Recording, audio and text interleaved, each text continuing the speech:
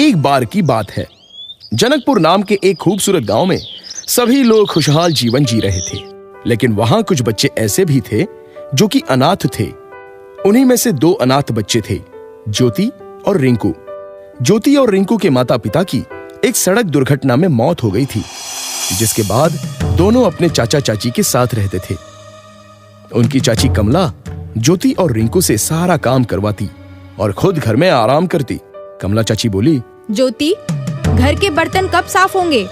और रिंकू, तुम्हें बोला ना दीनदयाल काका के दुकान से सामान लाने के लिए।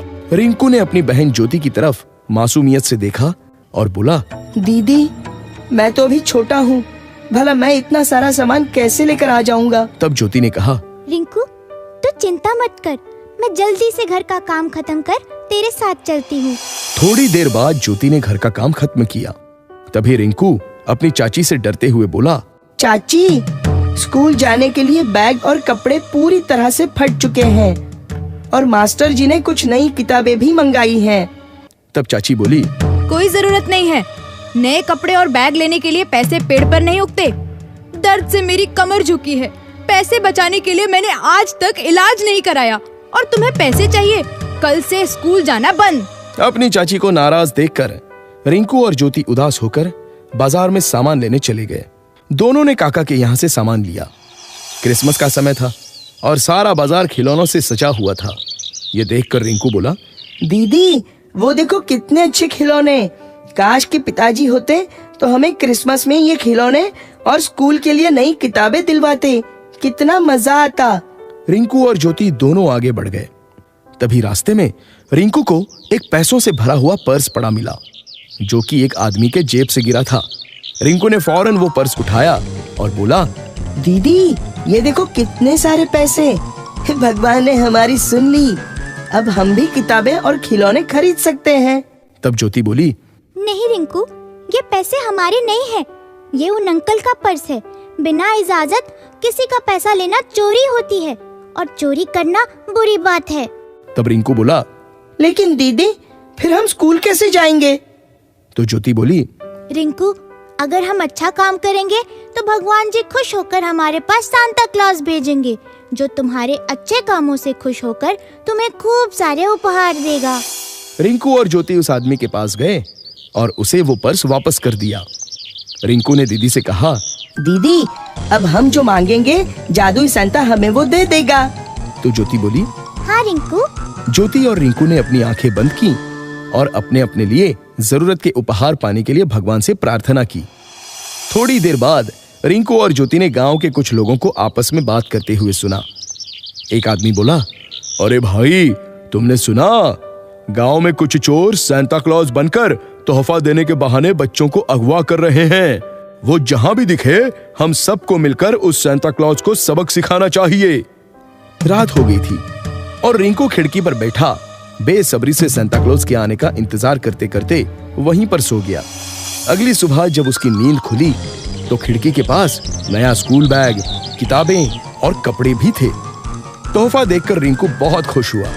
उसने दीदी को वो तोहफा दिखाया और बोला, दीदी, ये देखो, इतने सारे उपहार, अब मैं भी स्कूल जा सकता हूँ। ज्योति अपने भाई को खुश देखकर बहुत खुश थी, पर उसकी दीदी के लिए कोई तोहफा नहीं आया था। उसी रात फिर सांता क्लॉज ज्योति के लिए कुछ और तोहफे लेकर आया। तभी ज्योति के चाचा ने उसे चोर समझकर पकड़ लिया और शोर मचाने लगा। गांव के दूसरे लोग भी उस सांता को सबक सिखाने इकट्ठा हुए, पर जब सांता ने अपनी नकली दाढ़ी मूंछ निकाली तो उसे देखकर सभी हैरान रह गए। रिंकू बोला, अरे ये तो वही अंकल है जिनका हमने पर्स लौटाया था। वो आदमी कोई और नहीं बल्कि गांव के मुखिया नंद काका थे, जो सभी बच्चों के लिए उपहार ला रहे थे। और ज्योति ने उपहार में अपनी चाची के लिए कमर दर्द के लिए कमर के पट्टे की प्रार्थना की थी, जो कि शहर से लाने में देरी हो गई। ये बात सुनकर ज्योति के चाचा चाची की आंखों में आंसू आ गए और उन्होंने ज्योति और रिंकू को गले से लगा लिया और सबने मुखिया काका से अपने बुरे व्यवहार के लिए माफी मांगी। इसलिए बच्चों, दूसरों का भला कर और ईमानदारी से हम किसी के भी दिल को जीत सकते हैं, ज्योति और रिंकू की तरह।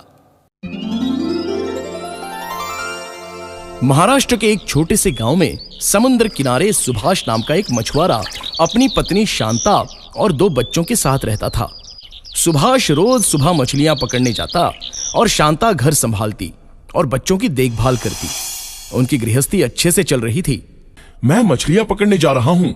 आज ज्यादा मछलियां पकड़नी पड़ेंगी, तभी तो मैं मुनिया के स्कूल की फीस जमा कर पाऊंगा। ठीक है, तुम अपना ख्याल रखना।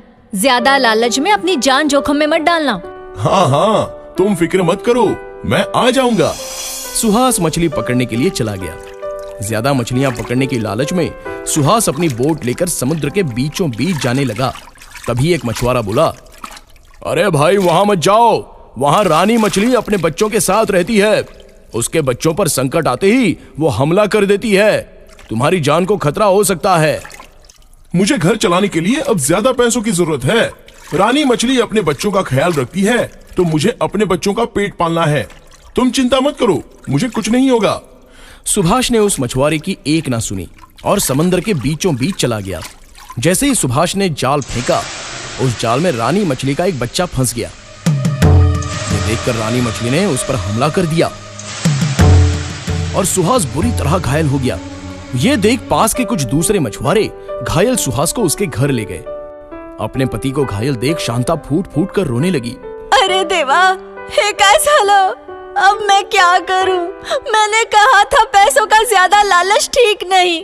सुहास की हालत देख डॉक्टर ने कहा, जख्म गहरा है, इनके इलाज में बहुत खर्चा आएगा। मैं अभी कुछ दवा दे देता हूँ, बाकी दुआ ही काम करेगी। अब सुभाष को बीमार पड़े महीनों बीत गए, लेकिन ना दवा काम आई ना दुआ। आप चिंता मत कीजिए, हिम्मत रखिए, भगवान की कृपा से आप जल्दी ठीक हो जाएंगे।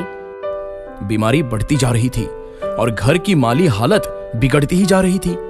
उसके सामने अब 2 चुनौतियां थी, एक तो घर चलाना और पति का इलाज करवाना। उसने ठान लिया कि अब वो कमाएगी और घर का खर्चा चलाएगी और पति का अच्छा इलाज भी कराएगी। शांता ने एक सुनार के पास अपने गहने गिरवी रखकर कुछ रुपए उधार लिए। इसके बाद मछलियां खरीदकर उन्हें बाजार में बेचना शुरू कर दिया। रोज सुबह खाना बनाना और पति को दवा पिलाना, मछली खरीदना और उन्हें बाजार में बेचने जाना, उसके लिए ये सब बिल्कुल भी आसान काम नहीं था, लेकिन उसने हिम्मत नहीं हारी। ओ मैडम जी, यहाँ आइए, ताजी मछली लेकर जाइए। इस बड़ी मछली का दाम क्या है? ज्यादा नहीं, 100 लगेगा। मछली भारी है, 90 रुपए ले लो और काट कर साफ करके दे दो। जी मैडम जी, अभी देती हूँ। उसने कई दिन मछली बेचकर पैसे इकट्ठा किए। बस थोड़े पैसे और जुड़ जाए तो मैं मेरे पति का अच्छा इलाज करा सकती हूँ। अगले दिन शांता मछली खरीदने समुद्र के किनारे गई। वहाँ उसने देखा कि एक मछुआरे ने रानी मछली के बच्चे को पकड़ लिया है। शांता समझ गई थी कि रानी मछली बहुत दुखी और गुस्से में होगी और वो अब दूसरे मछुआरों को भी नुकसान पहुंचा सकती है। इसलिए शांता ने अपने सारे जमा किए हुए पैसे उस मछुआरे को देकर रानी मछली के बच्चे को फौरन खरीद लिया और उन्हें समुद्र में वापस छोड़ दिया। और बच्चे अपनी माँ रानी मछली के पास वापस लौट गए। अपने बच्चों को देख सुनहरी रानी मछली बहुत खुश हो गई। लेकिन अब सारे पैसे जाने के बाद शांता बहुत दुखी हो गई थी और वो समंदर के किनारे अकेले बैठकर अपने पति के इलाज के बारे में सोचने लगी। अब मैं क्या करूंगी? मेरे सारे जमा किए हुए पैसे खर्च हो गए। अब मैं घर का खर्चा कैसे चलाऊंगी और मेरे बीमार पति का इलाज कैसे होगा? तभी समुद्र किनारे के पास रानी मछली आई और बोली, तुम्हारे दुख की वजह मैं हूँ बेटी। मैंने ही तुम्हारे पति को घायल किया, लेकिन तुमने फिर भी मेरे बच्चों की जान बचाई। तुम बहुत दयावान हो और ईमानदार भी हो, इसलिए तुम्हारे साथ कभी बुरा नहीं होगा। रानी मछली ने अपने मुंह से 3 कीमती हीरे की अंगूठियां उगली और बोली, इससे तुम्हारा सारा जीवन खुशी खुशी गुजर जाएगा, क्योंकि तुम्हारे मन में बिल्कुल भी लालच नहीं है, इसलिए इसकी असली हकदार तुम ही हो। शांता की आंखों से खुशी के आंसू झलक पड़े और रानी मछली वहां से चली गई। शांता अपने घर पहुंची और सारी घटना के बारे में उसने अपने बीमार पति को बताया। ये सुनकर सुहास की आंखों में भी आंसू आ गए और वो बोला, आज मुझे समझ में आ गया कि मेरे लालच की वजह से ही मुझे ये सजा मिली है और तुम्हें तुम्हारी अच्छाई और ईमानदारी की वजह से ये इनाम मिला है। अब मैं इन्हें बेचकर आपका अच्छे से इलाज कराऊंगी और आप जल्दी ठीक हो जाएंगे। शांता ने एक अंगूठी जौहरी को बेच दी और उन पैसों से अपने पति का अच्छे से इलाज करवाया। मुनिया और राजू अच्छे स्कूल में जाने लगे और फिर सुभाष अपने परिवार के साथ समुद्र किनारे जाकर उसने रानी मछली से अपने भूल की माफी मांगी और रानी मछली का शुक्रिया भी अदा किया। तो बच्चों, इस कहानी से हमें यह शिक्षा मिलती है कि हमें विपत्ति के समय हार नहीं माननी चाहिए और लालच छोड़कर हमेशा सही राह पर चलना चाहिए, क्योंकि दूसरों का भला करने वालों के साथ कभी बुरा नहीं होता।